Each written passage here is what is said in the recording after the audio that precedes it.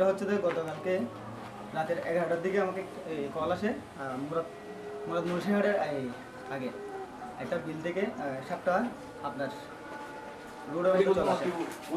ওখান থেকে প্রত্যক্ষদর্শীরা এটা নিয়ে একটু চালামা বা আপনার এটা নিয়ে সামনে যেতে চাইলে আপনার ওইখানে প্রত্যক্ষদর্শী একজন সচেতন ব্যক্তি নুরুল আসলাম মাসুম আমাকে কল দেয়। আমি সাথে সাথে করি। এটা আনুমানিক 12 মিনিটের মতো হবে। তখন হচ্ছে আপনার 17 কেজি 500 গ্রাম। এগুলো হচ্ছে আমরা বনরেগার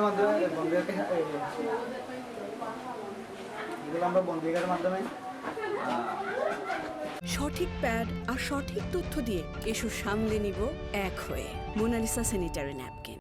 ফরেস্ট অফিসের যে জমি আছে বা এরিয়া আছে ওইখানে সকাল থেকে আমি কল দিয়েছি বেশ কয়েকবার ইসমাইল ভাইয়ের সাথে। উনি কল পিক করে নাই। আমি আছে যোগাযোগের মধ্যে আছি আপনার সাথে।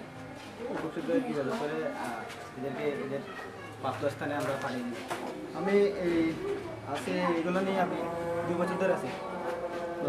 আমার কাজ হচ্ছে যে সাপ এটা আপনার লোকালে চলে আসছে, মানুষের সাথে সংঘর্ষ হচ্ছে। আমি এই সংঘর্ষ থেকে মানুষ এবং সাপকে দূরে রাখার।